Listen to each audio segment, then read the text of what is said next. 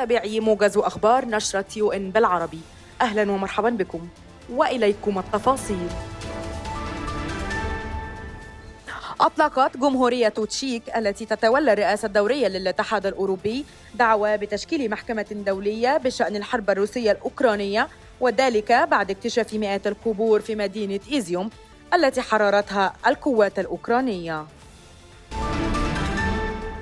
أكد الخبير المستقل المعني بالنظام الدولي على محورية القانون الدولي في حفظ النظام وأهمية نزع السلاح، حيث قدم تقرير يتضمن معلومات حول الأحداث في أوكرانيا، مما جعل الاتحاد الروسي يتهم الخبير المستقل بتزييف الحقائق وتجاوز حدود ولايته، وأن ما تقوم به من تأهب للسلاح النووي فهو مجرد رد على البيانات العدائية الصادرة عن حلف الناتو.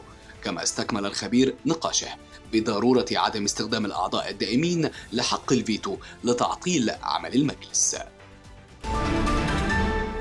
أكد الفريق العامل المعني بالاحتجاز التعسفي في الدورة 51 من مجلس حقوق الإنسان أنه أرسل نداءات عاجلة إلى الحكومات والأطراف الأخرى بشأن 682 شخصاً على الأقل تم التعرف عليهم، وأبلغت الدول الفريق العامل أنها اتخذت تدابير لتصحيح أوضاع المحتجزين، وفي عدة حالات تم الإفراج عنهم.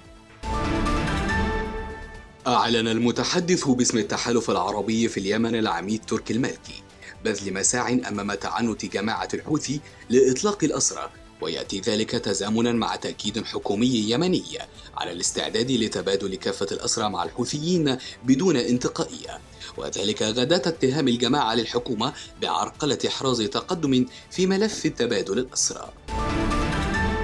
أشار الفريق العامل المعني باستخدام المرتزقة في تقرير مقدم إلى الدورة 51 لمجلس حقوق الإنسان أن انتشار استخدام المرتزقة والجهات الفاعلة ذات الصلة بالمرتزقة والشركات العسكرية والأمنية الخاصة في سياق النزاع وما بعد النزاع وأوقات السلم يزيد من انتهاكات حقوق الإنسان والقانون الإنساني الدولي.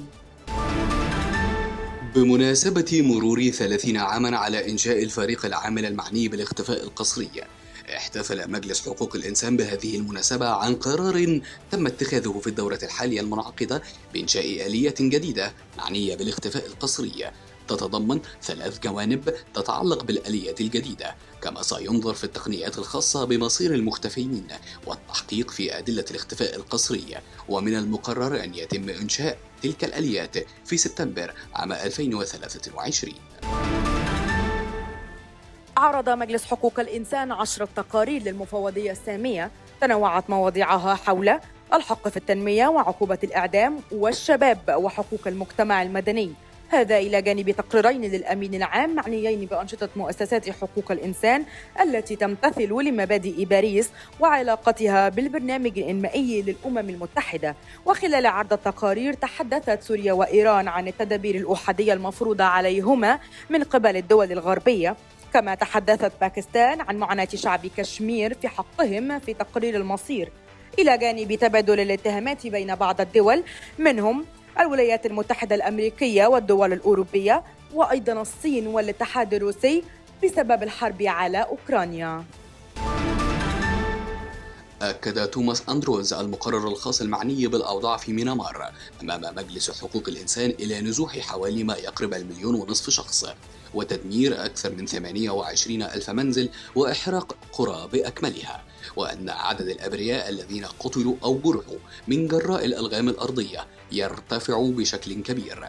كما شدد على معاناة شعب ميانمار من أزمة غذائية تلوح في الأفق وزيادة هائلة في سوء التغذية لدى الأطفال، كما أكد أن هناك ما يقرب من 130 ألف من الروهينجا محتجزين في معسكرات الاعتقال حتى الآن. عقدت الجمعية العامة للأمم المتحدة اجتماعاً رفيع المستوى بمناسبة الذكرى 30 لاعتماد إعلان حقوق المنتمين إلى الأقليات. وأوضح الأمين العام للأمم المتحدة أنطونيو غوتيريش في خطابه أن وضع النساء من الأقليات هو الأسوأ، حيث يواجهن تصعيداً في العنف القائم على النوع الاجتماعي وفقدان الوظائف بأعداد أكبر، مؤكداً على ضرورة إشراك الأقليات نفسها في كل عمل وقرار بشكل هادف باعتبار أعضائها مشاركين فاعلين.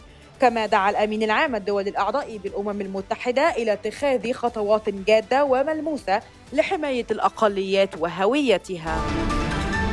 دعا خبراء حقوق الإنسان التابعين للأمم المتحدة الدول إلى تكثيف مساعدتها لضحايا الفيضانات الموسمية في باكستان، والتأكد من أن جهود التعافي الدولية، وذلك بعد غرق ثلث البلاد تحت المياه وتضرر أكثر من 33 مليون شخص من الفيضانات، جاء ذلك بعد دعوة الأمين العام للأمم المتحدة لتقديم دعم عالمي ضخم لباكستان، ودعوة منفصلة لإنشاء صندوق دولي للمساعدة في تعافي الدول المتضررة من تغير المناخ. أدان خبراء الأمم المتحدة من بينهم المقرر الخاص المعني بحالة حقوق الإنسان في جمهورية إيران والفريق العامل المعني بالتمييز ضد المرأة وفاة السيدة مهسا أميني البالغة من العمر 22 عاما، والتي توفيت في حجز الشرطة بعد اعتقالها بزعم عدم امتثالها لقواعد إيران الصارمة بشأن ارتداء حجاب غير لائق. كما ندد الخبراء بالعنف الموجه ضد المتظاهرين السلميين والمدافعين عن حقوق الإنسان الذين يطالبون بالمساءلة عن مقتل أميني في جميع أنحاء البلاد على يد قوات الأمن الإيراني. أكدت رئيسة اللجنة الدولية لخبراء حقوق الإنسان في تقرير مقدم بشأن الأوضاع في إثيوبيا أن الحكومة الفيدرالية وحلفائها قد ارتكبوا جرائم ضد الإنسانية في منطقة تيغراي، وأن بعض هذه الجرائم كانت مستمرة. كما أكد تقرير الحالة الإنسانية المتردية في تيغراي، حيث حرمت الحكومة الاتحادية وحلفائها نحو 6 ملايين شخص من الحصول على الخدمات الأساسية لأكثر من عام، واستخدمت التجويع كأسلوب حرب. كما شدد على أن القوات التيغراغية ارتكبت انتهاكات جسيمة لحقوق الإنسان ترقى بعضها إلى جرائم حرب.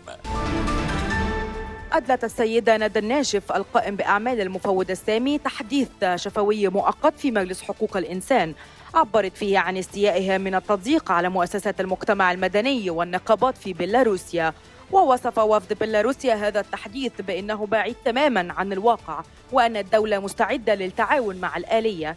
كما أكد الوفد أيضا أن الغرب ينتهك حقوق المهاجرين ويحرمهم من حرية التنقل وأن أراضيهم تعد معقل للإرهاب، ولكن مجلس حقوق الإنسان لا يضعها في الاعتبار.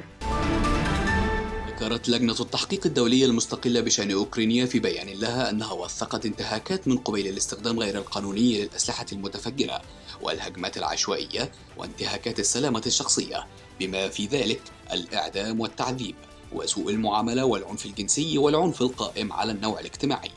كما أفادت اللجنة بحدوث انتهاك لحقوق الأطفال. كما اجتمعت اللجنة خلال عملية التحقيق مع السلطات الحكومية والمنظمات الدولية والمجتمع المدني وأصحاب المصلحة المعنيين الآخرين للاطمئنان على أوضاع المدنيين. إلى هنا متابعينا الكرام ينتهي موجز نشرة أخبار UN بالعربي. إلى اللقاء.